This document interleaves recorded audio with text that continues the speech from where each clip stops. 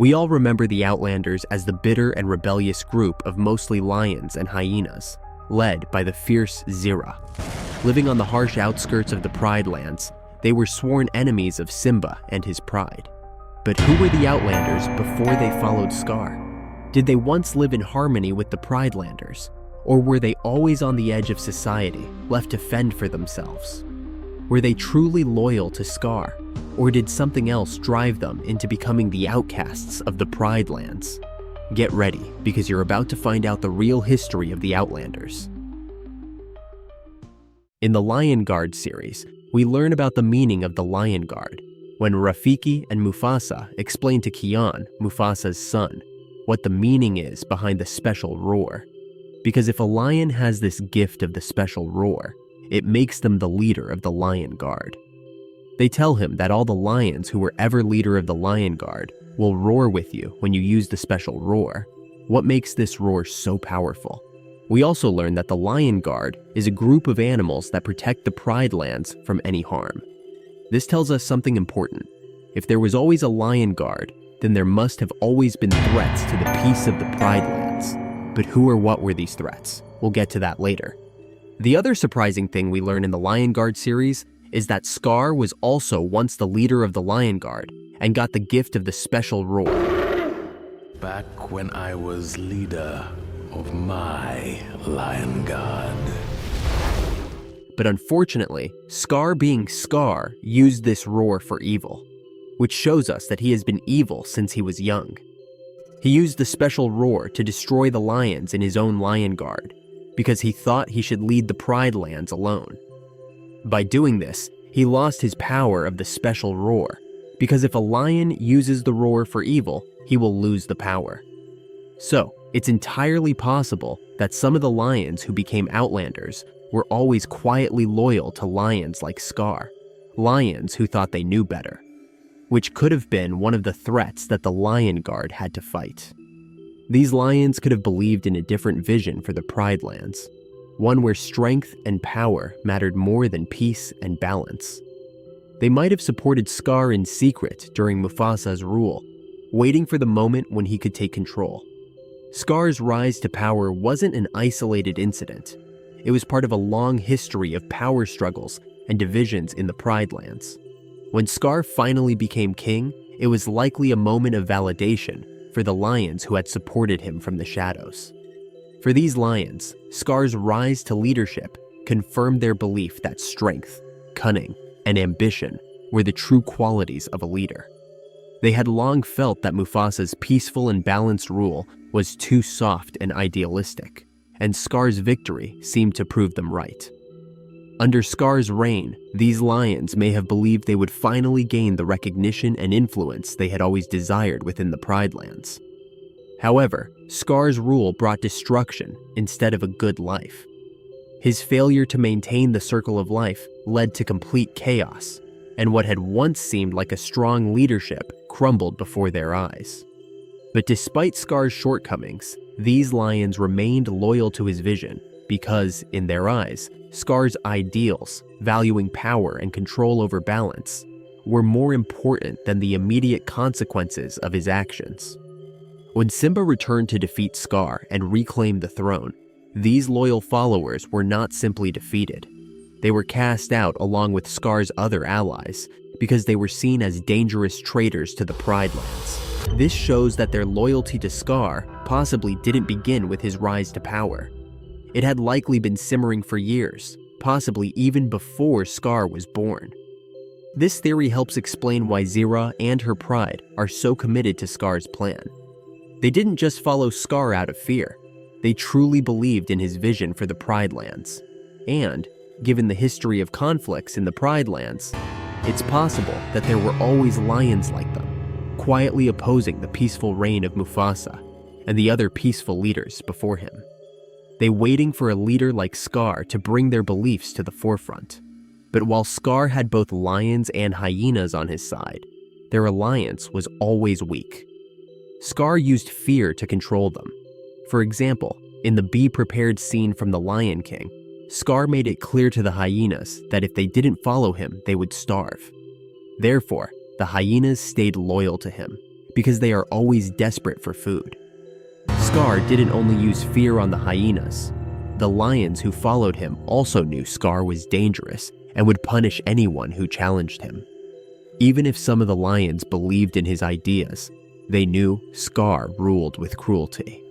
Scar's temper and ruthless nature made both the lions and hyenas afraid of him, which could be the reason they stayed loyal for so long.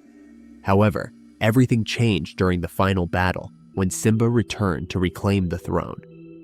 When Simba confronted Scar, Scar quickly realized he was losing the fight. Instead of taking responsibility for his failures, Scar panicked and tried to shift the blame onto the hyenas, saying they were the ones who caused all the problems in the Pride Lands. He claimed the hyenas were the real enemy, and it was their idea, hoping to save himself by betraying the hyenas. The hyenas were close by, hiding in the shadows, and they overheard Scar's words. This was the moment they realized Scar had never truly cared about them. This betrayal hit the hyenas hard because they had followed Scar because he had promised them equality and food. But now they saw that he was only using them for his own gain. Because of this, the hyenas no longer felt any reason to be loyal to Scar. When Scar was thrown down by Simba during the final battle, the hyenas attacked him in anger. They were furious that Scar had blamed them for everything, and this was their chance to get revenge for his betrayal. This is why, after Scar was defeated, the hyenas returned to the elephant graveyard, while Zira and her pride stayed behind, still clinging to Scar's ideas. Therefore, Zira and her pride became the Outlanders after Scar's defeat. Zira believed so strongly in Scar that she refused to accept Simba's rule. To Zira, Scar's death was not the end of his vision for the Pride Lands. It was a call for her to continue his legacy. Therefore, Zira made it her mission to raise her children, especially Kovu, to fulfill what Scar had started. Kovu was handpicked by Scar to be his heir, even though Kovu wasn't Scar's biological son. Scar saw potential in Kovu's strength and determination, and Zira believed that Scar's choice made Kovu destined to rule the Pride Lands. Therefore, Zira focused all her energy on grooming Kovu to challenge Simba one day and take back the throne that Scar had lost. She trained him to be a strong, ruthless leader and filled him with hatred for Simba and the Pride Landers. In Zira's eyes, Kovu was the key to bringing Scar's vision of power and control back to the Pride Lands. However, Zira's plan didn't go as expected. When Kovu was sent to infiltrate Simba's pride, he met Simba's daughter, Kiara. Over time, Kovu began to fall in love with Kiara. Kiara showed Kovu a different way to live, one that wasn't focused on revenge or power, but on unity and peace. Kovu, who had been taught only to hate, started to realize that there could be a future where lions from both prides could live together in harmony. He saw that the Pride Lands didn't have to be ruled through fear and strength, as Scar and Zira believed. Because of this, Kovu's heart changed. He no longer wanted to fulfill Zira's plan to take down Simba. Instead, he wanted to build a future with Kiara, one where lions weren't divided by hatred. This shift in Kovu's loyalty was something Zira could not accept. To her, Kovu's change of heart was a betrayal of everything Scar stood for. She viewed Kovu's love for Kiara as a sign of weakness and believed it would destroy Scar's legacy. Zira refused to give up her quest for revenge.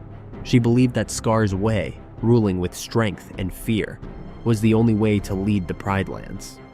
Therefore, she decided to take matters into her own hands and launched a final attack on Simba and his pride, hoping to forcefully take control.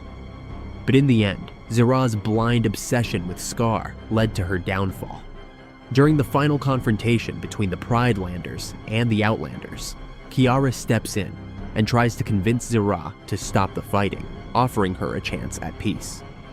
Kiara, like Kovu, believes that the two prides can live together without hatred.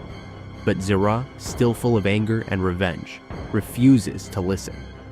As the battle reaches its peak, Zira finds herself hanging from the edge of a cliff above a raging river. Kiara reaches out to help her, offering her a chance to survive. But Zira, unable to let go of her hate, chooses to reject Kiara's help. She slips into the river below and is swept away by the current, her life ending with stubborn refusal to embrace peace. Her death marked the end of the Outlanders' rebellion and the beginning of a new era where the two prides could finally come together. The real history of the Outlanders is complex. They weren't always enemies or Scar's followers. In many ways, they were just lions who felt left out or misunderstood. But through unity and forgiveness, they found their way back to the Pride Lands. Their story reminds us that even when groups are divided, they can come together if they choose a different path. Do you think the Outlanders were truly villains, or were they just misunderstood? Share your thoughts in the comments below, and make sure to hit subscribe to join our tribe.